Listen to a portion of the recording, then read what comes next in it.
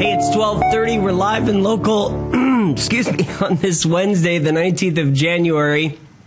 I'm Austin Reed, coming to you from our Tower District studios inside the Mike Briggs building. Welcome our guests today. Give it up for Pete Salazar, along with Matthew. Welcome, a.k.a. Deadpool. Deadpool Fresno. Deadpool Fresno. Yeah, we got to get Fresno in there. Fresno in there, yeah. How you doing? Welcome back.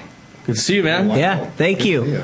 February 5th and 6th, it's coming. February 5th and 6th at the Sierra Vista Mall. We're back with the Weekend Blender, not your typical Comic-Con. So we're back with the Weekend Blender Blood Drive, which they'll have a really awesome shirt you can get when you donate. We have Blue Shell Gaming doing a gaming area in the old arcade in there. Oh, cool. We also have a Digimon card free play and tournament going on from Triumph, a local card shop in town. Okay. We got our awesome special guest cosplayers coming out. And then we have Len Smith, who was just added, who has been out here before. He's the artist that drew Toontown for Who Framed Roger Rabbit. Okay. And then he did some Hanna-Barbera, Disney. He drew some of the characters from Tailspin. We have Nick Palma, our favorite Ninja Turtle, Michelangelo from Secret of the Ooze, the stunt actor coming back out again. These are just announced today. Wow. The flyer just got done literally last night. You're hearing it first on Central Valley Talk, everybody. Yeah, we just added them.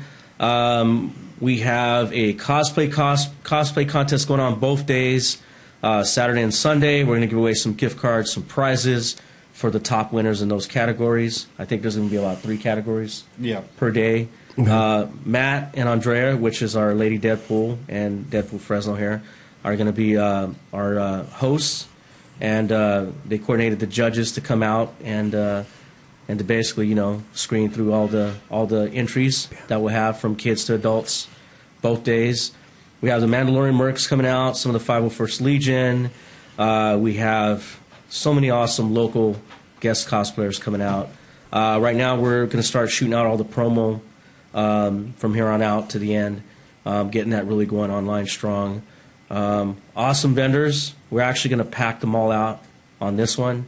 We have plenty of vendors in there, probably easy 50 plus in there, set up from handmade goods to products, like women's products, jewelry. We have lots of comic books, toys, collectibles, just a variety. Hence that name, the Weekend Blender, where we bring everything and blend it together. Last year, did we have the Weekend Blender? We had the last one in October. Okay, but this time last year, was there one? No, it was in May. That's right, okay. Yeah, so we had May and October of last year. Because of COVID, we were able to come back in May. Okay. And then we came back in October. We do 2 a year. So our first one, again, is back in the early February, the 5th and 6th. And then we'll be back in late August. Okay. And in between that, we'll be a vendor doing a lot of OhanaCon events that we're signed up for. This guy goes north of Fresno, different towns, one every weekend. Okay. So we'll be out there passing flyers out, spreading the word, letting people know we're back in August. We also will be might be doing the Fresno Fair again with Blue Shell Gaming. Okay. Where they do this thing called Pop Culture Experience. Right. So we're waiting to see what's going on with that in October of this year. There's going to be other things going on in between. Okay. We'll just have just everybody follow us on our Facebook and Instagram for all the updates, of what's coming. So we're working on an awesome year, the best we can do it around COVID. Yeah. And what we're kind of still in that pandemic. We're trying to stay relevant out there and active as much as we can. Deadpool, tell me a little bit about how excited you are for February. Oh my gosh, it's been a long time coming. Every time a cosplay event happens within the Weekend Blender, we see all these really hardcore competitors. Like, they come up with stuff. We have some cosplayers that will do a full-on, in-detail cosplay within like 3 hours, or sometimes even like a day. And just being able to actually see that up front, and their skill and the capacity of the thing is just mind-blowing. I would say that with this new way of doing our cosplay contest, we are going to have a selected of categories. And within these selected of categories, there's going to be a a limitation on how many are going to be able to sign. So we actually push out that if you do plan to actually do this cosplay contest, to actually get there ASAP, to actually sign up before that list or that category comes to an end. Because sometimes we get so many that we're on like 3 to 4, maybe 5 pages. That'll last about an hour or two. So we're trying to still make it fun. We're still trying to get everybody in there, but we're kind of pushing, all along the way to actually make it fair, like for everybody. Yeah, there's a room that we utilize. It's a big community room there before Kohl's inside the mall, and it gets really packed in there. Every time we do an event, I think the contestants that enter, it keeps growing and growing and growing. So it's pretty awesome. I mean, they're starting to come out, and it's free. It's family friendly, and it's free inside the mall where you don't have to pay to park. Most conventions, you got to pay to park. You got to pay to get in. This is that one where we do. It's really community based where everybody can come out and have money in their pocket, or they have a limited budget for the weekend, and they can actually spend the full thing there. There's plenty of restaurants around outside. There's still some shops in the mall that are still pretty cool. There's some new ones coming in. It's more to help the mall out, help give the community a place to come out, give the vendors a platform to shine. For people that are doing promotional things, we have some charities coming out, Abel's Advocates, that they raise funds to help the families who need it with the wheelchairs or equipment for the disabled. Okay. So that's a great charity that we have out coming out to this weekend. And then we added one called Bras for the Cause, which is about breast cancer awareness. So they just jumped on board. Again, the blood center is going to be out there, collecting blood donations. That's a good way to get everybody involved to do something good at the same time, have fun. Buy local, support local, shop local, that type of thing, where we're helping everybody out there in that Clovis community, inside, outside of the mall. And then, of course, all the local vendors that come out. Some do this for a living. It gives them a great event for them to come out and help make some income, take care of their family. So it's a cool thing. It's just one of those things that we do twice a year in hopes that we build something bigger, or we collaborate with other event coordinators out there that we may be a part of in the future, to where we can bring what we have, bring something to the table to help build whatever is going on with what event and ideas they have. And usually there's a lot of people. Yes. Yeah. We're between the 2 days. We're marking anywhere from 2,000 and up now. So that's for the whole weekend. So it's starting to get really, really consistent. Our vendors are consistent. Our turnout's been consistent. Our cosplay guests have been consistent. Everything's been consistent. We just got to keep working on it. You can't stop because the last one was good. You got to figure out how do we keep that momentum. Right. What do we keep trying to add? And again, I'm trying to add things all the time. What happens is it takes time to pull off certain things, so they may not happen right away. And we're slowly been adding them, right? Yes. We've slowly been adding them, and it takes manpower. And sometimes some things take a little bit of money, so we got to figure out how we're going to do these things. Limited budget, because it is free to the public, that we have to work with, and to keep the hype going. It's a constant juggle. But what we're trying to do is decorate the whole mall with this kind of atmosphere and vibe that gives you like the scenery that most Comic Cons either have or don't have. Right. So a lot of nice prop areas for photo props or photo op areas. We're trying to figure that out. Maybe some more games for people to play in there.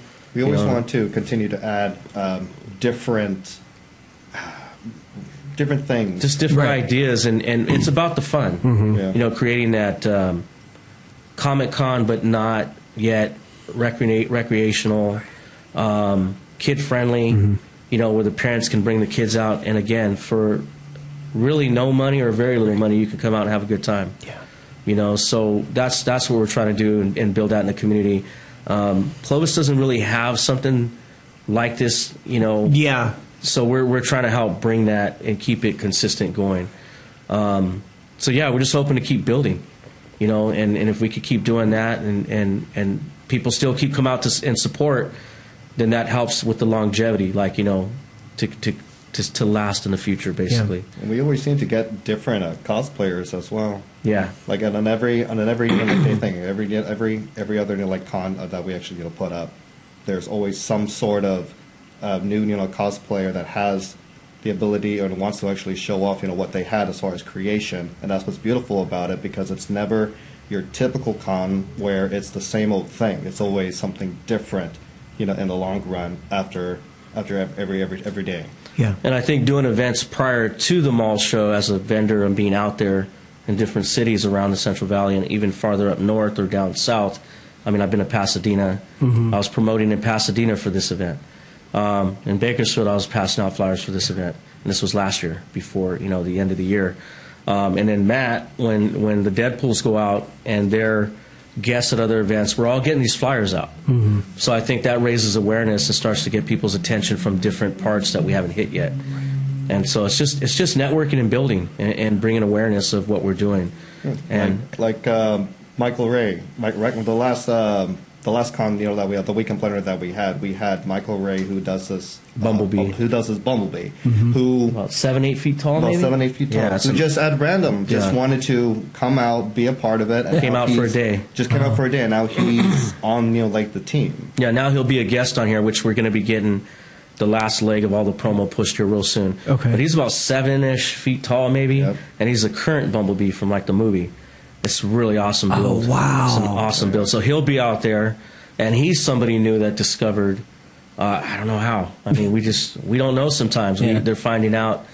There's always some Maybe they saw you on Central Valley Talk. Who knows? Yeah, I mean, well, doing this, being here is an honor, and then anywhere else that we're at, you use every opportunity to tell everybody about what's going on. Right. And then also the last thing I want to mention too is AnimeCon is coming back to Fresno. It's been 3 years. They finally got a date in March at the fairgrounds, and that's brought by TVN Sports. And he'll be back in March, and we'll be out there, and we'll be promoting that as well soon. Okay. He'll be at the fairgrounds for 2 days, and that's a big anime convention here in town. So I wanted to mention that because he is another guy that has done stuff in Fresno. So, between OhanaCon, him, there's another one called, what's David's event for Central Valley? CVC? Central Valley Cars and Collectibles, I think. Okay. There's another show this weekend in town. This Saturday and Sunday. This Saturday and Sunday by the airport.